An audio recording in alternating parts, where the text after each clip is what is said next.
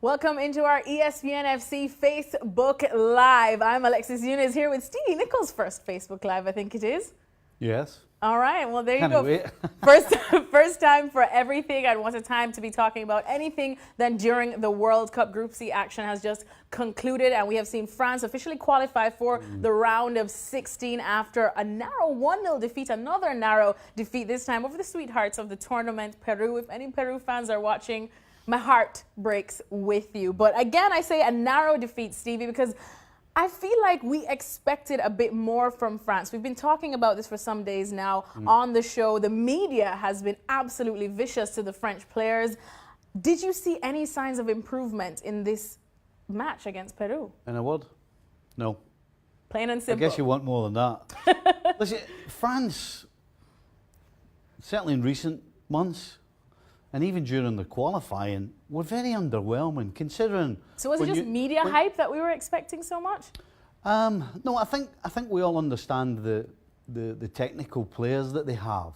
And so when you get a sheet of paper and you write down the starting 11, and you take a Peru, for example, or an Australia, I mean, they just don't compare. You know, France's starting 11 on paper is way above either of these two countries in particular, and Denmark, who are in the group. But they don't produce. You know, Deschamps, for me, I think is a little culpable. Certainly, I think the biggest pressure should be on the players to perform with the ability they have. But Deschamps has to find a system and a balance and a team that has chemistry on the field and that connects. And actually, you know, you look at Spain and they pass the ball and they've got movement. For me, France just seem to be a bunch of individuals who have so much quality that they get by, because they got by today. You know, Mbappe, he's the youngest player in the squad, but he's the only guy who seems to be standing up and producing what he's capable of. He scores the goal. He always looked dangerous, and then he's the first one taken off. I mean, I'm not sure what Deschamps is trying to do, and as you're looking after Griezmann, who I thought was awful today. I don't think he was particularly good against Australia either. Giroud. He's there to hit the long ball to lay it off to Griezmann coming late. Sometimes it works, sometimes it doesn't. But on the whole, I'm not quite sure what France are trying to do other than just get the ball to Mbappe and let him run at people. Well, because this is a Facebook Live, we do see all of you guys' comments coming in right now. So keep them coming. We've got a guru right here to answer them, Steve. So I hope you're ready. You're a guru. So we have two questions so far. Someone wants to know, what do you make of Pogba's role with France? Is Deschamps to blame for his impact so far, or possibly lack thereof, maybe? I thought he wasn't too terrible today, though. No, he was the player who won the ball back. He closed the ball down. And eventually ended up at the feet of Mbappe 2 yards out. I'm not sure Deschamps knows where to play him.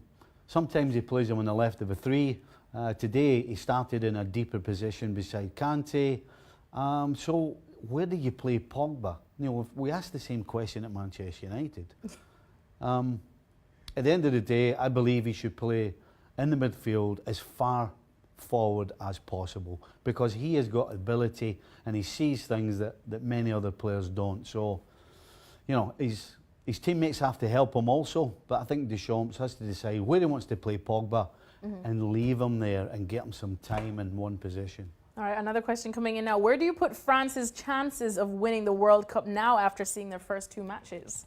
Because they did go in as favourites. I even had them as possibly in my top three, but that might have to... No, forget about that now. I don't think so. No, I don't see a team. Do you not see them finally getting time to figure this out? Because something's got to give eventually. You can argue, and you could probably say that they're finding their way in the tournament. But the fact is, I can't remember the last time I saw a free-flowing, exciting, scintillating performance from France. It just seems to be little bits here and there, and because of the quality they have in the final third, they're getting a goal.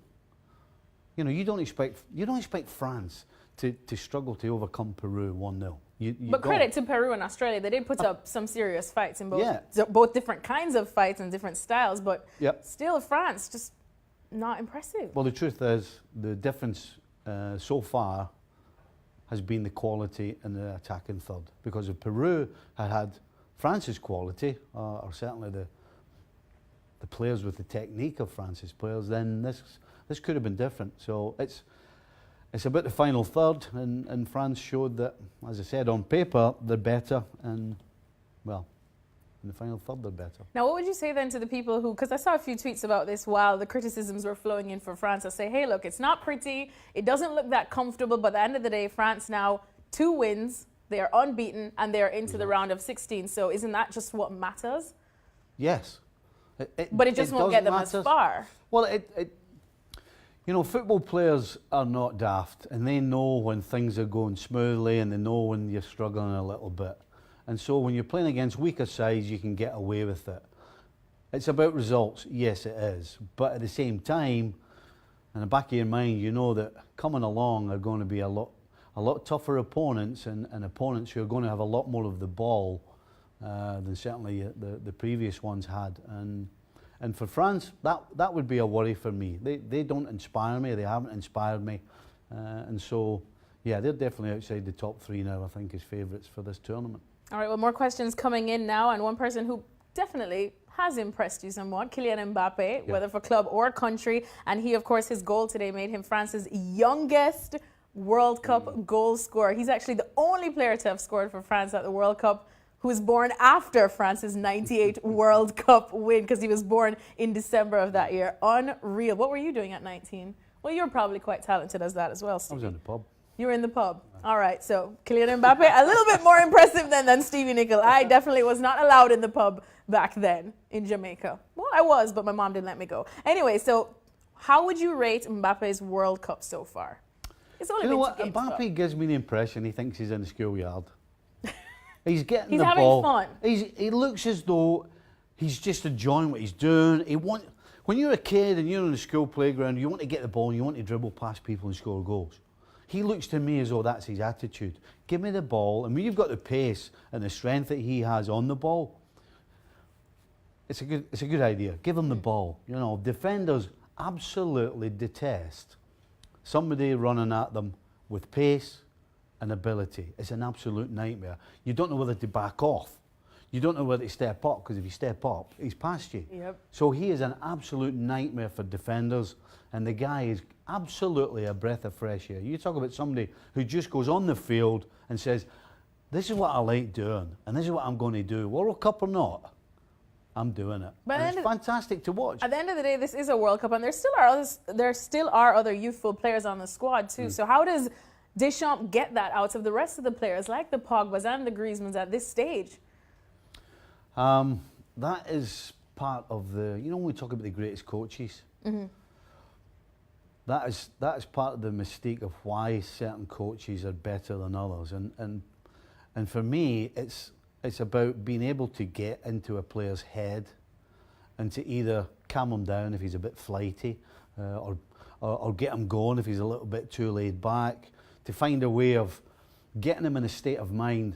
Do you think any of them are too laid back right now, that the moment hasn't quite hit them yet? No, I don't think. I think they're just a little bit uptight. You know, Mbappe goes on the field in the state of mind, to me, that it's about playing and enjoying himself and trying to do the things that he does well. At the moment, I think the rest of his teammates, certainly in the middle of the park and the other forwards, because the back four have been pretty solid. So for me, it's about the coach getting the attacking players in a state of mind where they're not under pressure, they're actually going out and trying to calm down and play the way they can play. And so far, Mbappe's the only one that's really shown that. All right, well, taking more of your questions now. There was a lot of hype surrounding the front three in the last game that failed to impress. And now today we saw Giroud. So someone's asking, should Giroud start more frequently for France? Does his play allow for more freedom for Mbappe and Griezmann? Initially, I didn't particularly think Giroud should start. But having seen the front three in the first game, Mbappe, Griezmann and Dembele, it didn't work. And so, you know, today on a couple of occasions, the long ball was on and Giroud held it up and laid Griezmann in, who had a strike at goal, and goalie made a good save. That's another option for them. So I guess I'm going to go with my nemesis, Giroud. I know Stevie loves some Giroud. Probably he should start, but Griezmann has to do more. Yeah. We know what we're getting from Mbappe. Griezmann has to do more. And the middle three have to give them better ball. They have to give them the ball in better positions to make their job easier. Because at the end of the day, there's a reason why strikers get paid a lot more money than anybody else, because it's the hardest job. And you have to do everything you can to make their job easier. Now, contrary to what you guys may think, this is not the France football show. We're going to spare a thought for Peru in just a bit. But final question on France right now. Deschamps is constantly criticized. Could Zidane get more out of these players? Does he have that style that would get it out of them? Well, I think you'd have to say in the Champions League, Zidane showed that he has that little thing I was talking about earlier, who he can get to players and put them in a frame of mind to give of their best. It doesn't seem to me that Deschamps has done that yet or is doing it, but they're still in a competition, and while there's still games to come in time, maybe he can do it. But certainly Zidane for France, if I'm a Frenchman, I think I would like that. All right, finally, we're going to wrap things up because time flies when you're having a lot of fun, as we have been talking about France clearly. But a thought for Peru, Stevie, what can they take from this kind of experience? Because it has been such a wonderful one and an emotional one for them. And they have played good football. Yeah, they have, but they've shown a lot of heart and a lot of emotion and soul. And you know, going into the World Cup, I think most Peruvians, I'm going to assume, knew that technically they weren't as good as other sides, particularly France. But what they wanted to see from the countrymen and the team was heart and soul and desire and grit and determination and not giving up and fighting to the last breath and fighting to the last second. That's exactly what they've done. And they should be proud of it indeed. Absolutely. Thank you so much, Stevie Nicol. That was an absolute blast, man. Sometimes we think we could be here for all 30 minutes, but we don't want to bore you guys too much. We didn't even get to touch on Denmark, Australia, but it's okay. There's still plenty more Facebook Lives to come as the World Cup continues. Thank you guys for watching, and keep your questions coming along.